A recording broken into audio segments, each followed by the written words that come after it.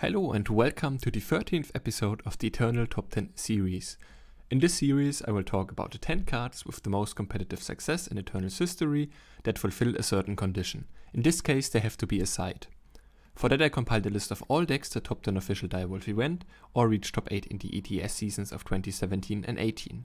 The ranking is then based on a point system. Each tier 1 top grants 2 points and each tier 2 top grants 1. Tiers are either based on how far the deck went or on how important the event was. For a more detailed explanation, check out the introduction video on my channel. Sides are the only card type that got added after the start of Eternal's open beta, debuting in set 5 Defiance, which was released in December 2018. They take the space of 2 units on the board and can be killed by reducing their durability number down to 0, which you can do by using damage spells or by attacking them. But on attack declaration you have to choose between attacking the side or the opponent, and all your attacking units attack the chosen target, meaning you can't split your attacks between the two. Each side has an agenda, usually consisting of 3 specific spells and a unit. When you play the side and at the start of your turn, you get to choose and play one of those spells, and if the side survives until the start of the next turn, after you played the last spell, you play the agenda's unit for free. That means sides have some immediate value. You always get one spell when you play it, although that value is usually less than the power you paid up front. And if the sides don't get answered, which at least requires your opponent to miss out on dealing some damage to you, they can gain a lot of long-term value. There are only 26 sides in the game, but almost all of them have seen at least some competitive play, and 18 of them have at least 10 tops. So this list is pretty stacked despite the low number of candidates. As always, feel free to write your guesses about which cards made the top of the list, or your questions about how close some cards that you expected to see missed out in the comments. And with that, let's begin. First up we have Malaga's Amphitheater. It's a 3 power, 1 fire and 1 time influence 2 durability legendary side, and the first time one of your units hits the enemy each turn, you replenish 2 power. The agenda of Theater consists of Mindfire, which exhausts 2 units, Slow, which doubles the cost of a card in the enemy's hand, and Daring Maneuver, which gives the unit +2/+2 and Overwhelm until the end of the turn. If you manage to fulfill the agenda, you get Diogo Malaga, a 3/5 with charge and an 8 cost ultimate that gives all units in your deck charge and double damage. Theater was released in set 11 Revelations in May 2021, and immediately had an impact in Throne as part of an FTP aggro deck.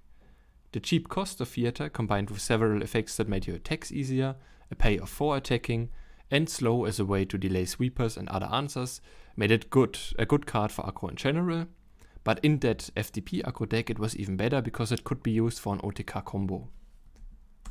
The combo worked like this: you played Auto Threat while you had Theater in hand, in play already, then you equipped Auto Threat with Sodi Spell Shaper, and then you discarded any card to deal 1 damage to the opponent, which meant you got a draw from Shaper and 2 power from Theater, and then you repeated that process until your opponent was dead, because back then both Auto Threat and Theater's passive effect weren't once per turn effects like they are now. Despite that strong combo, the deck didn't see a lot of success and it died out after nerfs to some of its other central cards a few months later. Instead, the majority of Theater's points came about a year later and after Theater was already nerfed, in a different 3-faction aggro deck, FTJ Creation Project. Project, which got released in the miniset Enter Arcanum in August 2022, at 3 power, had a huge impact on the Throne meta. Almost all of the pre-project nerf variants played Flying Crescendo as their market access, which used to cost 1 power, and a lot of those played Theater in the market. It was a bit awkward when you were behind, so it was rarely played in the main deck, but being able to grab it for cheap when you were ahead was very powerful because you could slow down the opponent by doubling the cost of their own project in a mirror match, or if the opponent tried to counter you with something like End of an Era, by doubling the cost of those cards. After you use Slow, you could use Mindfire Maneuver to further pressure your opponent, and once you got Diogo, you got so much value out of Theater that you were in a position where you really couldn't lose in most situations.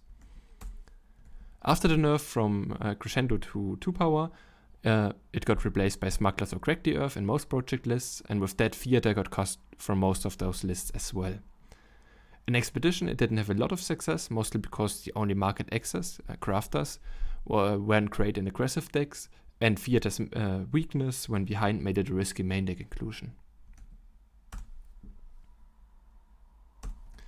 Next up we have Lord Styre's Tower. It's a 5 power, 1 Justice Influence, 2 durability legendary side, and instead of the usual permanent ability it has Valk Warp, meaning you can play it from the top of your deck while you control a Valkyrie, and if you do that it gets the bonus of being able to play 2 spells immediately instead of just 1. Styre's agenda consists of Styre's Beckoning, which plays 2 1/1 Valkyries with flying, Curfew Enforcement, which reduces the attack of all enemies by 1, and you can pay 1 and exhaust the Valkyrie as often as you like to enhance that number by 1. Ironclad Oath, which gives a unit +4/+4 until the end of turn, you get 1 armor for each of your Valkyries, and in the end you get Rota, a 6/6 with flying and endurance that lets you draw cards at the end of your turn until you have as many cards in hand as your opponent. Tower got released at 4 instead of 5 power in Z10 Empire of Glass between the 2020 and 2021 season, and it had some impact in Throne before it got nerfed, mostly in the main deck of Horu Kira.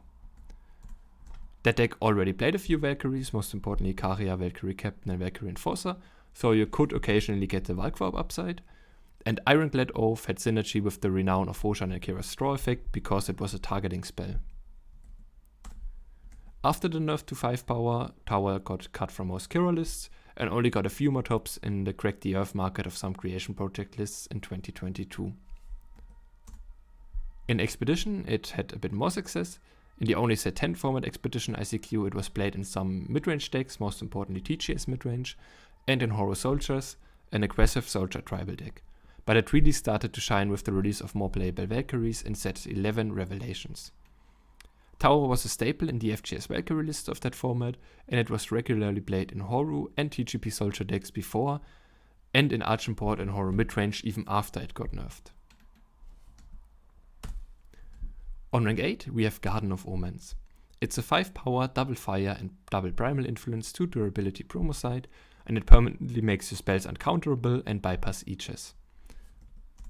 Its agenda contains Resurface, which puts a spell of your choice from a deck on top of it, Ice Bolt, which deals 7 damage to a unit and then the controller gets to play a sigil from their deck, depleted, and Meltdown, which kills an enemy attachment. When you manage to complete Garden, you get Tamaris the Geomancer, a 5 cost 4/4 flyer that reduces the cost of your spells by 1. That cost reduction effect of Tamaris was also the original passive effect of Garden, probably the strongest passive we have ever seen on a side, and one which Direwolf kept a keen eye on from the start. Subsequently, the first nerf to Garden came only 2 months after its release in late 2019. It lost 1 durability point and got an influence cost increase, but that nerf didn't affect its playability too much for 2-faction and also mostly for 3-faction control decks, proven by the success of Skycrack, FPS and FGP control with Garden. In the later, it even won the 2020 World Championship in the hands of Lights Out Ace. In 2021, it fell a bit out of favor, mostly because control as a whole was worse, and if people played control, they preferred Horu control. But even though it only had 8 tops throughout the whole 2021 season, Direwolf decided to nerf it again, this time with a complete rework of the passive, to the effect that we have today. That nerf made it way weaker in control, where it would often win the game before if it survived the turn, because those decks could get a ton of tempo by playing multiple spells each turn for a reduced cost. But Garden still saw some tops in 2022, mostly in the market of different types of Skycrack midrange decks. We go right to the next promo, Seal's Stronghold. It's a 4 power, 1 fire and 1 shadow influence, 3 durability promo side, and as its passive effect it grants +2 attack and overwhelm to one of your units until the end of turn if that unit attacks alone.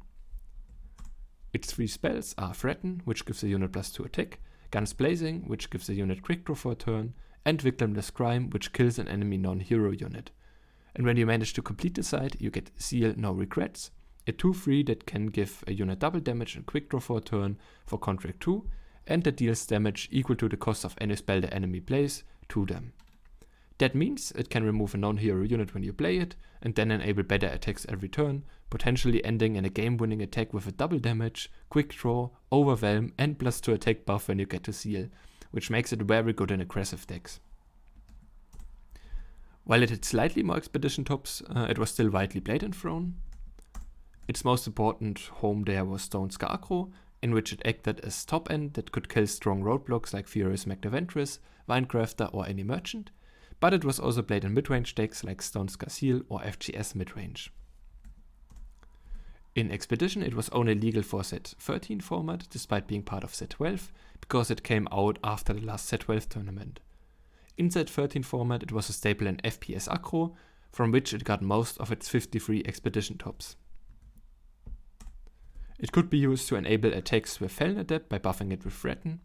The Overwhelm and attack buff on attack made Direwolf Pack or Blank even more threatening. And Victimless Crime could take out commonly played units like Felon Adept, Dunehill Clan or Furious Magnaventress.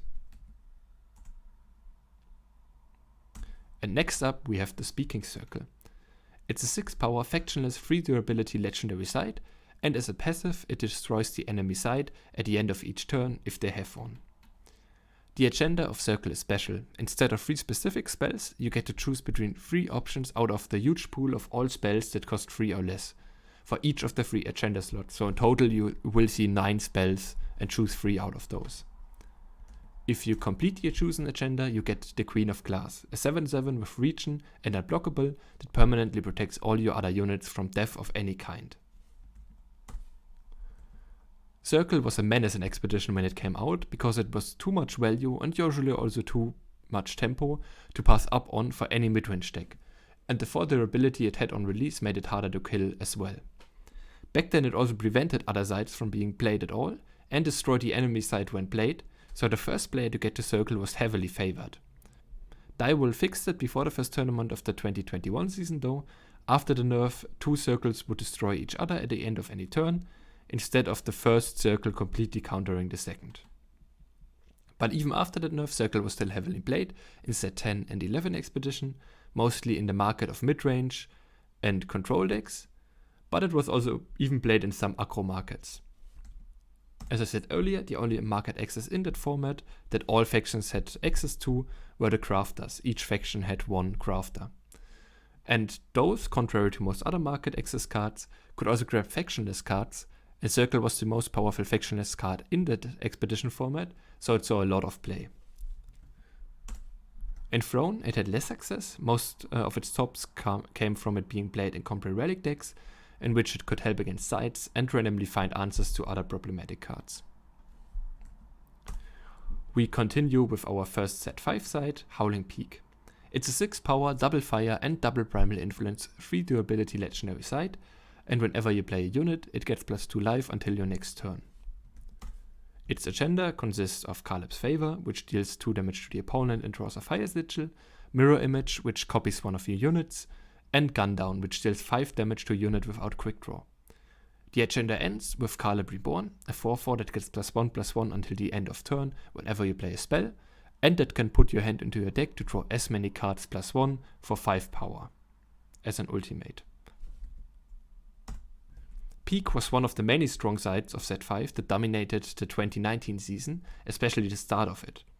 Most of its points in that year came from FTP midrange, a good stuff pile with efficient removal, some card draw, ramp, and a lot of late game bombs. The later made for great mirror image targets with Peak, especially if they had effects on summon like Heart of the Vault, or immediate impact in other ways like Salshi. Gundown also lined up pretty decently as removal into heavily played midrange units like Moonstone Vanguard or Statuary Maiden. With the heavy increase in speed in 2020, most of the set 5 sides fell a bit in popularity, with Howling Peak having the hardest fall from grace. In the last three last seasons, so 2020 to 2022, it only managed to get 10 tops in total in Throne, none of them top 8 or better, mostly in the market of different Skycrack and FTP midrange decks. But it could at least pick up a few points in set 11 Expedition. It got added late into that format with a draft pack update, and had immediate impact in the main deck of Skycrack and FPS midrange decks. That format was very grindy, with Vexing Moon and Vinecrafter as format defining cards that led to slower games, and Peak was perfect for that. The Dream Curve led from Quinn Master Tracker into Peak, which could then copy Quinn for even more value, but copying something like Short Hopper or later on a Davia was also very good. On rank 4, we have the next set 5 side, Scene and Temple. It's a 5 power, double time and double shadow influence, 3 durability legendary side, and whenever an enemy unit dies, it goes to your void instead of theirs. Its 3 spells are Scene and Initiation, which gives one of your units +1/+1 on killer, Scare, which drops the attack and health of a unit, and Scene and Augury, which draws one of the top 3 cards of your deck and grants you 3 life. If you fulfill the agenda, you get a World Joiner, an 8/8 that steals 1/1 in stats from each enemy unit when it attacks. Contrary to Peak, Temple didn't see a lot of play in 2019, because Xenon and 3 faction decks with Time and Shadow weren't very popular. But a few that got played always included Temple, often even in both market and main deck, which was still possible with single faction merchants until early 2020. In 2020, Xenon got better as a whole, but a lot of the topping lists were even-handed golem decks, which meant that Temple could only be played in the market, and the only market access for even-handed golem decks in 2020 was Wasteland Broker. But even with Wasteland Broker, it was still a bit awkward to play outcosted cards in the market, because you would still shuffle them into the deck, so any golem after Broker would still not draw any cards. Also, as a reminder, Golem used to draw 2 cards back then. Because of that, it only went into a few even Xenon lists. Instead, it was more often played in the market and occasionally main deck of Xenon Katra, Xenon Talia Combo, and Xenon Ambush. It remained a staple in Xenon midrange market for the remaining seasons, with an uptick in 2022 because the deck was fairly well positioned against Creation Project decks. Temple was also legal in Set 7 Expedition, in which it managed to get 48 tops in just 3 tournaments, because Xenon Cultist, in which Temple was a staple in the main deck, or sometimes market, was a tier 0 deck in the first Set 7 Expedition ICQ. Thanks to Xenon Initiation, the killer spell, Temple had great synergy with the Void Recursion, like Shadowlands Guide or Vara Fate Touched, and exalted cards, and most importantly Carvet, of the deck, while also being good in the mirror match because the passive made the opponent's Void Recursion worse. After some nerfs to Xenon Cultist, the deck fell off heavily, but Temple still managed to get some tops in the few remaining Xenon Cultist lists and in TGS midrange. On rank 3, we have Corviate Palace. It's a 6 power, double justice and double primal influence for a durability legendary side, and whenever you play a unit with 4 or more attack, that unit gets Aegis.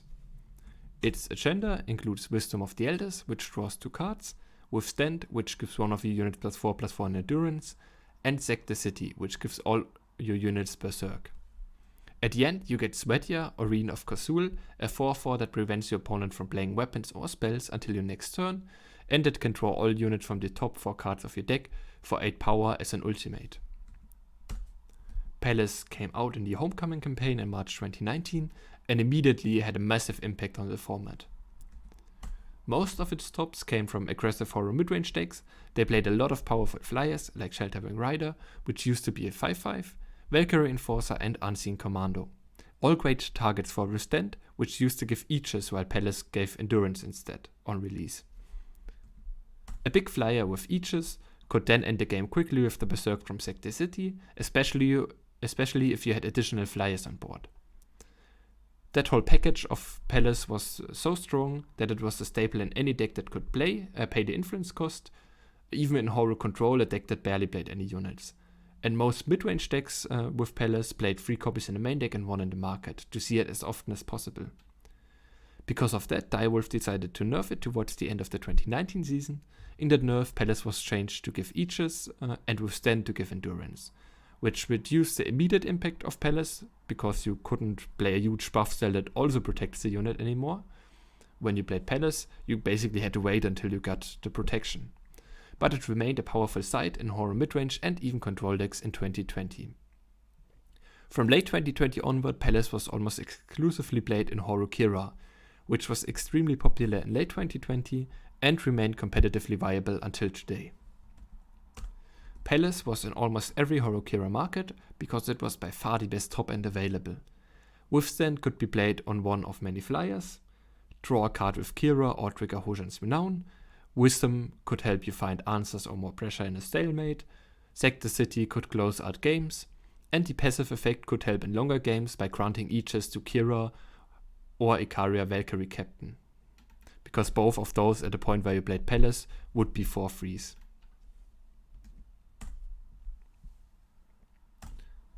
Next up we have Deezer's Office. It's a 7 power, double shadow influence, 4 durability legendary site, and it permanently gives all your units lifesteal. Its agenda consists of Scheme, which draws 1 of your top 4 cards, Threaten, which gives the unit +2 attack, and Cut Ties, which kills an enemy unit.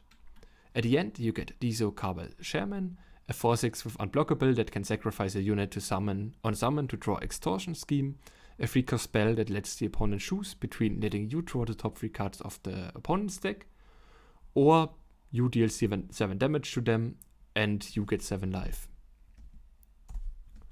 So all in all, Office offers a ton of value. It kills a unit, draws a card, and gives a small buff. And it has the potential to also get an unblockable threat and a powerful spell, in addition to also permanently giving units lifesteal, which makes it easier to come back when you were a little bit behind. But even with that whole value package, the upfront cost of 7 power is very expensive, especially for today's standards.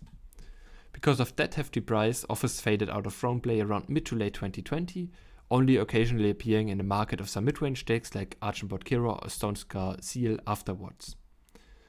But like most of the other older sites, it was a powerhouse in 2019. Office wasn't a full-on staple in any deck, especially not at 4 or even 7 copies like Corvite Palace or Howling Peak were, but it was played in a wide variety of shadow midrange decks, usually at 1 or 2 copies or in the market, because it was a powerful top end that could grind out games in the format, more focused on incremental slow value than all the throne formats of the last few years. Just to name a few of those decks, it was regularly played in FGS, Felon and Xenon midrange in 2019, and in Xenon and Archenport midrange in early 2020. Like Temple, it was also part of Set 7 Expedition, in which it amassed even more tops because it was not only part of the first T0 deck of that format, Xenon Cultists, but also the second T0 deck, Archenport midrange. In Cultist, it wasn't played quite as often as Temple and usually a market card, but in Archenport it was a clear staple and almost always played in the main deck at 2 or 3 copies. But that impressive run in Expedition was not quite enough to make up for a weaker 2019 season and a harder fall from Grace and Throne compared to our rank 1, which might be a surprise for some of you. It's Regent's Tomb.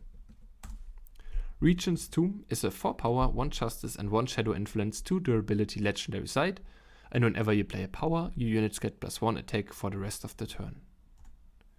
The agenda of Tomb includes Lingering Influence, which draws a Justice Sigil and Scouts, Sabotage, which lets you discard a spell or attachment of your choice from the opponent's hand, and Swear Vengeance, which gives 1 of your units Revenge.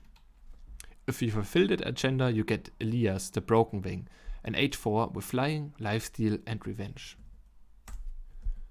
Contrary to most other sites on this list, Tomb doesn't have any way to remove a unit from field, which makes it very vulnerable to getting killed by an attack. That's why it was almost always played as a market card. You could grab it when you were in a position to protect it, and the merchant or smuggler you used to draw it could immediately help with that, especially back in 2019 when many of the smugglers had better stats than today. If you could protect Tomb, it was a good way to create incremental value because Sabotage and Lingering Influence provided immediate, and Swear Vengeance delayed card advantage.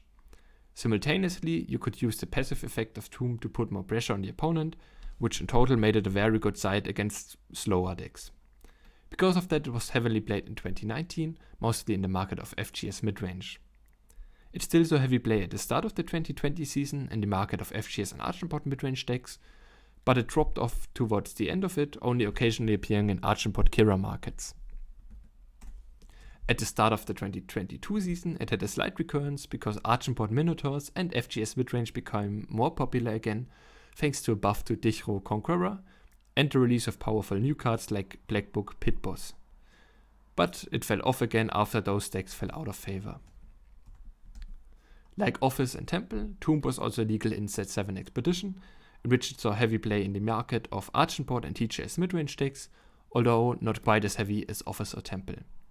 But thanks to its 90 tops in 2019, it was still enough to reach rank 1 on this list. This marks the end of the 13th episode of the Eternal Top 10 series. You can find the introduction video and the previous episodes on my channel. Thanks everyone for tuning in. Have a nice week.